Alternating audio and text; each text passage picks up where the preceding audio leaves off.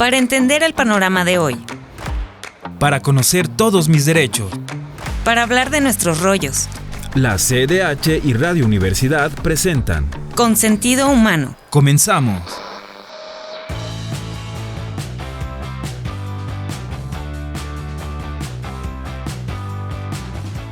¿Qué tal? Gracias por acompañarnos de nueva cuenta en el programa Con Sentido Humano. Mi nombre es Dinora Gutiérrez y este es el programa de la Comisión Estatal de los Derechos Humanos.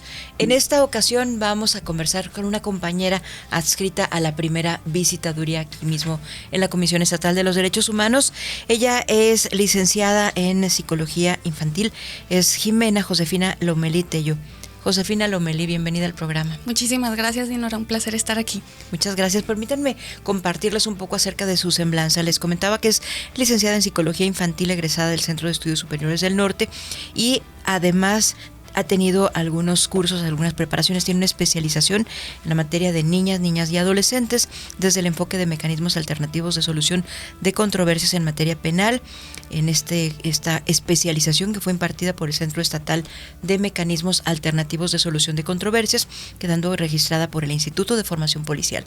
Pero además se ha formado también en primeros auxilios psicológicos, en intervención en ansiedad y miedos infantiles, prevención de la violencia sexual en niños, niñas y adolescentes, diversidad sexual, inteligencia emocional, entre otros, para actualizarse. Y son estos perfiles tan especializados como el de Josefina, de verdad que son buenísimos en una institución como esta que tiene tantas complejidades, pero sobre todo que requiere del desarrollo no solamente de atención en temas técnicos, jurídicos, sino también en esta atención muy especial, muy personal, muy humana, hablando de derechos humanos, por supuesto. Así es, muchas gracias.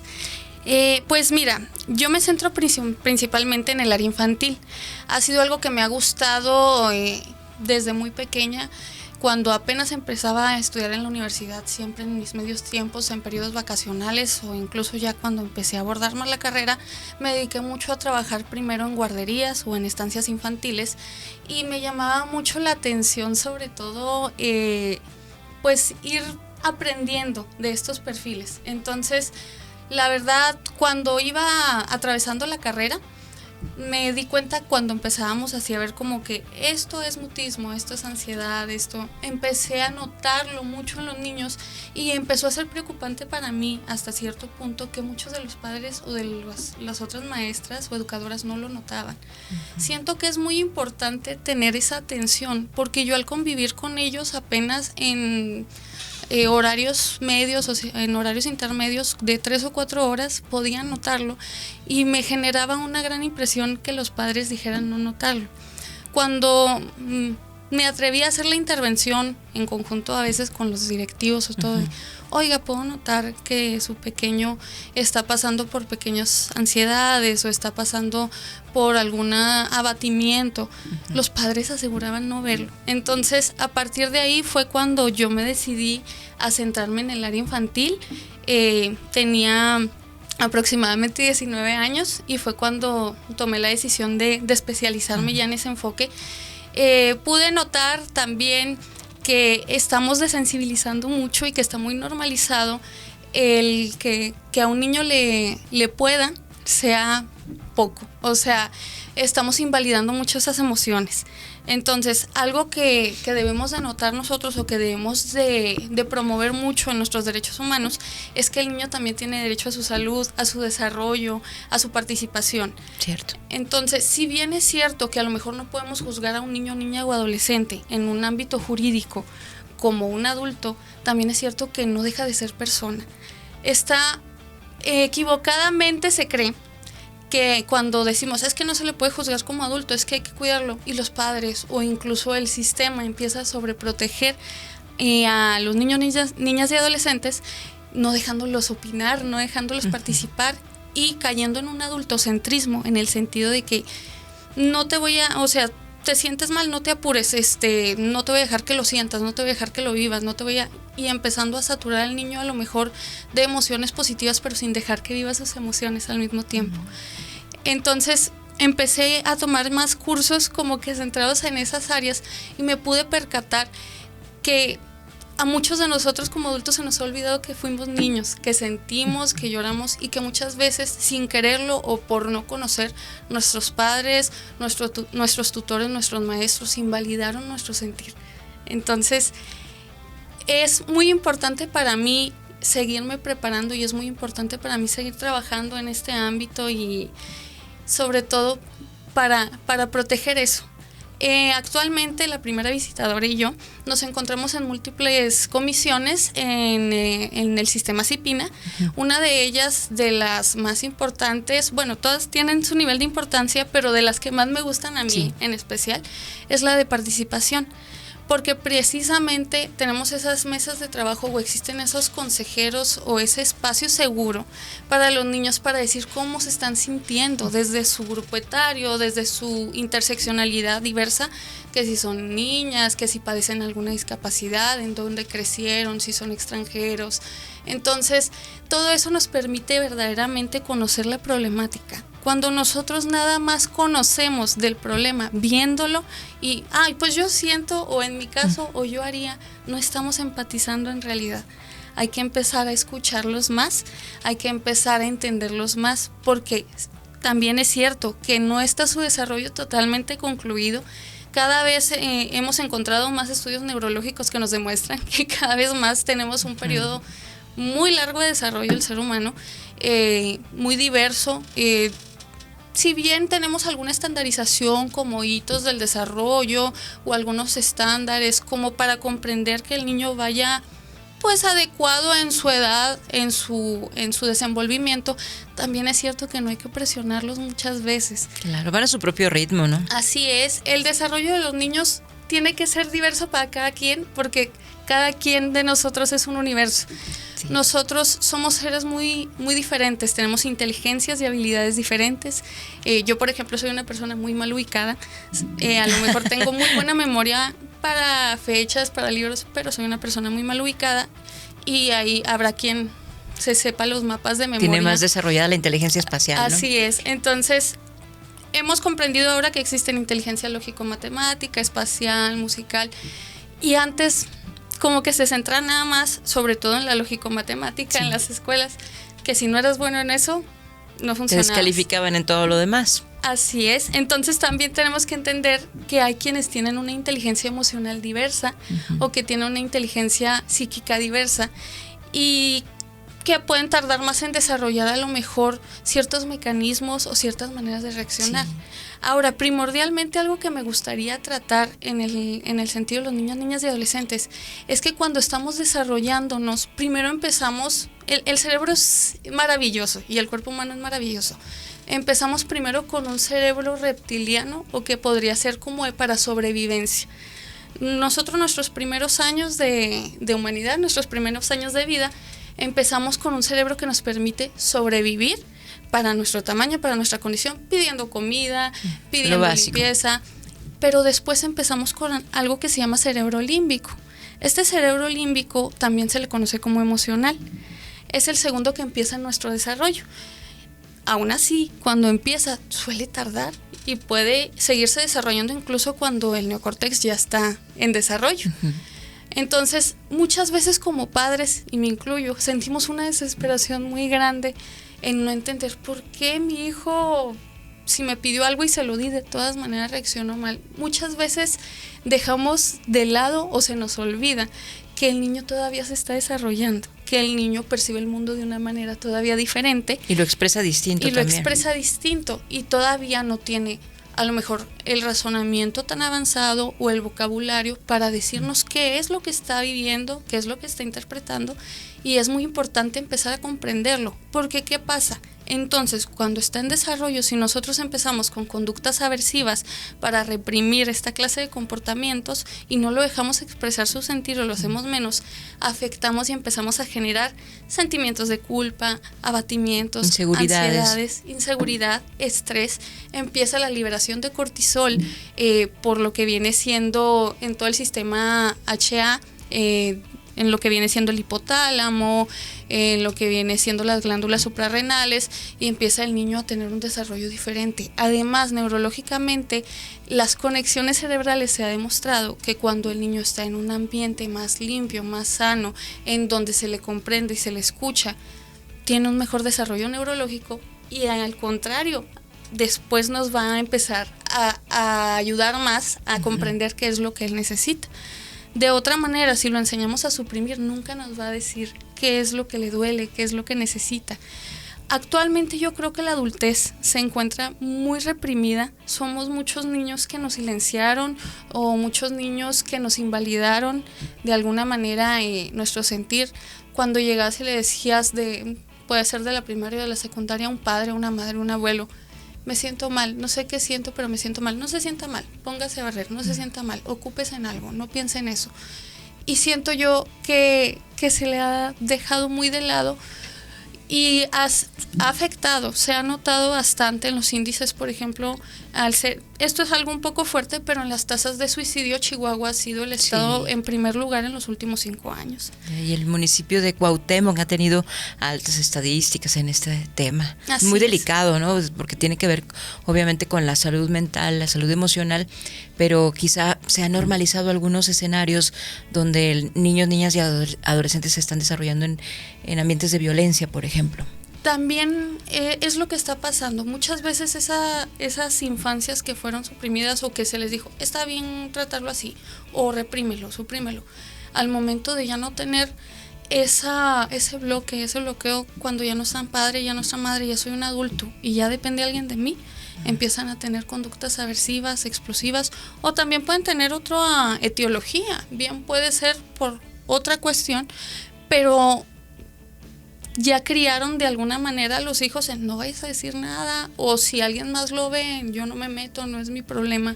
Incluso los maestros, si llegan a ver cabizbajo un alumno, no todos, no me gusta generalizar, pero habrá quien, para no meterse en problemas, pues mejor prefiere retirarse. Pero sí es muy importante, nosotros como servidores públicos, como padres y como maestros, lo que podamos conocer de la persona. El conocerla nos permite conocer también sus anomalías. Si como padre yo sé que mi hijo es una persona muy activa, es una persona que le gusta salir mucho, es una persona que le gusta bailar, que le gusta cantar, que le gusta jugar, y de un día para otro empiezo a notar que empiezan a disminuir ese interés, que se empieza a ver cabizbajo, que se duerme mucho, que disminuye Son el señales. apetito. Son señales que para muchos pueden ser alarmantes, para otros pueden ser pequeñas, pero sí es importante notarlas. Todo esto para mí ha sido pues un periodo bastante grande de estudio. Pareciera poco, pero sí es importante comprenderlo. Creo yo que de alguna manera, no solo como padres, sino también como servidores públicos, es importante no invalidar a los niños cuando llegan, por ejemplo, aquí en la comisión, por una queja en un sentido escolar, en un sentido educativo, que sí puedan decir, es que me dijo, de alguna manera me dijo pelongo así, y a lo mejor el visitador dice, pues es que para mí no me parece tan grave, pero para él sí. Claro. Nadie comprende las emociones como uno mismo. Así es. Sí, y hay que hablar acerca de que, bueno, lo hemos comentado, la salud mental es un derecho humano. Sí. Y es importantísimo subrayar esta parte porque luego se obvian algunas situaciones, no se le da mucha prioridad a los temas de salud en general, la salud física, pero el tema de la salud mental, emocional es fundamental para una sana convivencia. Muchos de los conflictos surgen porque no se ha atendido esta parte en alguna situación. Si hablamos de niños, niñas y adolescentes, mucho nos podemos adelantar a una vida más saludable en la vida adulta, no una persona adulta frustrada o con tendencia a la violencia o a resolver los conflictos de manera quizá justo así como lo decíamos, violenta o confrontativa, ¿no? Así es, pero también son detectables desde ya. En un momento en el que a mi padre o madre me está invalidando como niño o como adolescente, como niña o adolescente, yo empiezo a tener reacciones diferentes. Cada ser humano es un mundo, como decíamos ahorita. Puede ser que alguien lo tome como empiezan con bloqueos emocionales, empiezan a dejar de demostrar totalmente emociones, interés en lo que les gusta, pero también pueden encontrar ese estado irascible o pueden presentar crisis de ansiedad, de pánico o de tristezas profundas que puedan caer si no se tratan en una depresión en algún punto dado. Puede ser toda esta invalidación o esta falta de escucha, esta falta de comprensión, esta falta de tomar en cuenta, puede ser la etiología del trastorno del mañana, no de un niño ya, sino de un adulto. Un trastorno que si al principio se acerca un niño a manifestar una ansiedad normal, porque hay ansiedades normales y hay ansiedades patológicas. Si un niño se acerca a consultarle a su padre porque para el niño el adulto lo sabe todo, papá lo sabe todo, mamá tiene la solución, y le comenta de una ansiedad, de una incertidumbre, de una tristeza que todavía está en un estado normal y que le puede dar una respuesta para que a él le genere una tranquilidad, y no le brinda la respuesta, no le brinda la atención, no le brinda el apoyo, ahí es donde empieza a generarse una ansiedad patológica, un trastorno diverso. Empezamos, para nosotros como psicólogos es muy importante detectar la duración y la intensidad de estos sentimientos, de estas sensaciones, de lo que está viviendo. Y si nosotros para nada lo estamos notando ni contemplando, estamos dejando que crezca, que se desarrolle. Si bien ¿Desde qué edad tendríamos que estar observando? Porque muy pequeñitos a lo mejor no es fácil detectarlo, ¿no? No es tan sencillo. Sin embargo, como padres, si verdaderamente estamos muy atentos de nuestros niños, sí detectamos cuando hay algo diferente. Incluso cuando es un ejemplo, ¿verdad? Sí. Cuando un bebé no deja de llorar y ya le dimos de comer y ya lo limpiamos y todo, sabemos que algo le duele, algo lo está molestando. Algo parecido sucede con los niños al entrar ya en etapas preescolares, por ejemplo. Puede ser que al niño, lo primero que suele pasar en las guarderías, la ansiedad por separación. Esta puede ser una ansiedad normal o puede ser una ansiedad patológica. Si el niño, algo que hacen mucho las madres de quedarse afuera de los kinder y todo, a ver si deja de llorar el niño, a veces le afecta más. Si el niño en el transcurso del día deja de llorar y empieza a avanzar, decimos que es una ansiedad normal, que sufren los niños porque es algo Parte nuevo. del proceso de separación, de la Así mamá, del papá. Pero si encontramos que es patológico porque no dejaba de llorar en ningún momento, se empezó a generar daño, empezó con episodios de tricotilomanía, a arrancarse el cabello. Ay, eso es terrible. Porque se dan, hay situaciones en las que se dan o se lastiman o ¿Cómo lastiman lo compañeros. llamaste? La tricotilomanía es un trastorno en el cual por ansiedades o por un impulso Tricotilomanía. empezamos a arrancar el cabello del cuerpo, o puede ser incluso una obsesión con arrancar cabello pues ajeno, ¿verdad? No, y eso es terrible. o morder, ¿no? O También. morder. Hay cosas así que puedan parecer pequeñas pero que van escalando, que ya llevan 2, 3 meses, un año el niño en el mismo lugar y no, ya empezamos a detectar patología.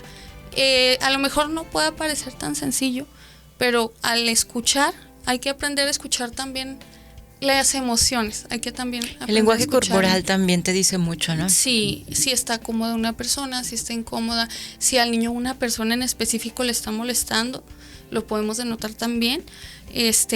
Y ya teniendo la confianza, a lo mejor en un espacio, brindándole contención, que es muy importante para todos, pero para los niños tiene que ser muy especial su red de apoyo, tiene que ser muy selectiva y muy pacífica, que le genere a él una total tranquilidad. Ya le podemos preguntar el por qué.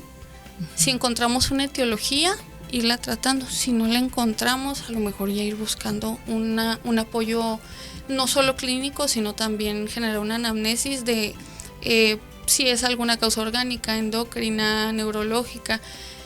Eso es algo que también hemos dejado mucho de lado los psicólogos y los psiquiatras. Sí. No hemos acabado de comprender que no hay que estigmatizar y etiquetar. Conozco muchos profesionistas de la salud que en cuanto llega una persona ya le generan una etiqueta. Ese es un grave error en nosotros, o también puede pasar como servidores públicos o incluso como personas. Sí, es muy delicado eso. Y nosotros, nuestro deber es dejar esa etiqueta de lado y conocer cuál es el verdadero problema, hacer las evaluaciones correspondientes. Está incluso en nuestros códigos éticos. Debemos conocer verdaderamente cuál es la situación para descartar. ¿De qué nos sirve brindarle una solución o una herramienta temporal a una persona y estar a ensayo y error si luego va a recaer? Retomando un poco lo que mencionábamos hace un momento acerca de los entornos que puedan ser violentos para niños, niñas y adolescentes. Aquí hemos hablado en muchas ocasiones acerca de la violencia familiar. Sí. Y estas situaciones son difíciles de expresar, ¿no? Un niño o una niña que está viviendo en un entorno de violencia dentro de su hogar, difícilmente lo va a expresar ahí mismo en su entorno, porque ni siquiera las mismas personas que pertenecen a ese mismo sistema familiar lo pueden expresarlo o lo detectan, lo tienen normalizado. Perdón que insiste en esto, pero ¿cómo se le puede ayudar desde afuera? Si no conoces tanto al niño o a la niña, pero a lo mejor tienes algún acercamiento. Me imagino que las personas docentes son las que más fácilmente podrían detectar esto, las cuidadoras externas. Así es.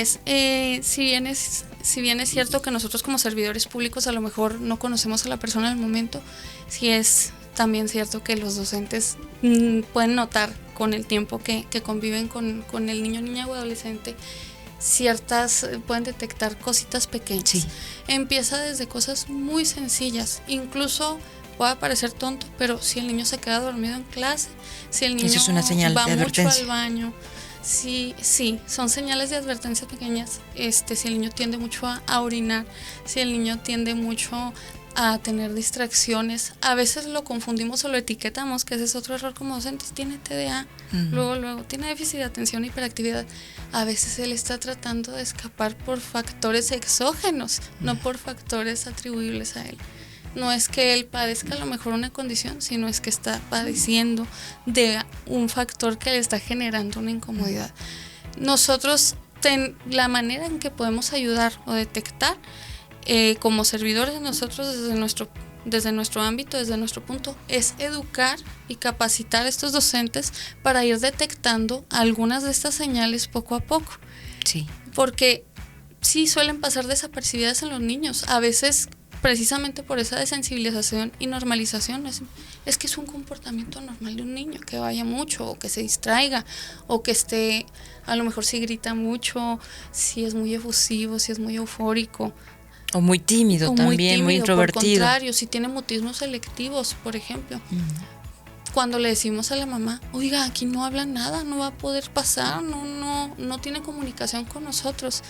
Y ¿qué te dice la mamá? Luego, en la casa habla mucho. ¿Por qué? Entonces, es toda esa cuestión, desde un detallito como docentes o como cuidadores que encontremos así tan pequeño, advertirlo, no solo a los padres, porque a veces puede estar la etiología por ahí, sino también a consejos, a directivos, a tutores que estén en su entorno, ajá, ¿no? Más cercano. Así es. Hemos estado hablando de niños y niñas especialmente. En la adolescencia hay otro tipo de retos también, sí, y más ahora que tienen a su alcance pues una gran cantidad de información que incluso les puede causar algún impacto emocional. Yo veo que cada vez más jovencitas, jovencitos están muy cercanas al uso de las tecnologías de la información, y algunas se deprimen porque no tienen un número alto de likes, por ejemplo, ¿no? En su exposición, sí, en redes sociales. Este tipo de situaciones pues también me parece que igual pueden ser señales de avisos, sí, ¿no? Que nos están diciendo ya. Sí, también pueden ser avisos. En la adolescencia sí cambia bastante, porque a lo mejor como psicólogo infantil, algo que notas luego es que no te van a servir las estrategias para todos los grupos etarios. Necesitas buscar tus propias estrategias para cada lugar.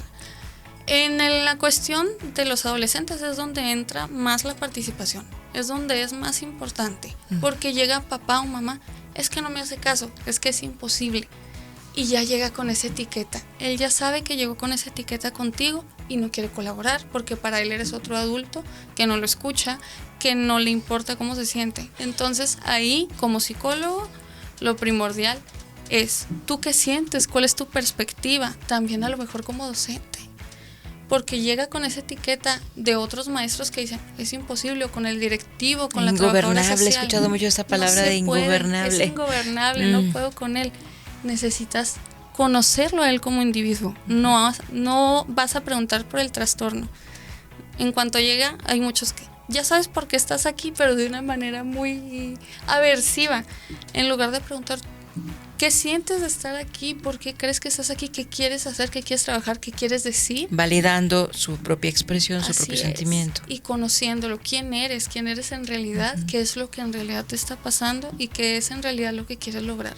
Eso es algo muy importante en los adolescentes. Y también, sin invadir de alguna manera cierta privacidad, estar muy pendientes de ellos, porque ahorita en realidad la censura ya es muy limitada en las redes sociales. Sí. Existen una infinidad de redes sociales que ya incluso no conozco todos los nombres, es muy difícil, cada día hay surgen más. Sí, y la verdad cada vez las veo menos censuradas. Si bien es cierto que cuando ya queda un registro de ciertas cosas y se reporta, se da de baja, ya pasó por todos lados alguna transmisión en vivo, alguna publicación, foto.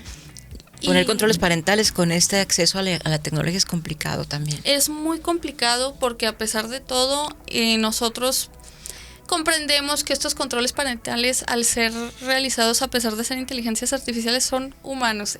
Todo lo humano tiene su error y podemos caer ahí de todas maneras en ese riesgo. Por eso es tan importante estar prevenidos, estar atentos, y no solo de que no vaya a pasar, si ya pasó, brindarle alguna contención de qué sensaciones, qué sentimientos, qué es lo que percibes, qué pasó por haber visto esto, por haberlo vivido, por haberlo percibido. Así es. Claro, y cómo lo atendemos a partir de ahora, ¿no? A partir de que ya se ha tenido esta experiencia.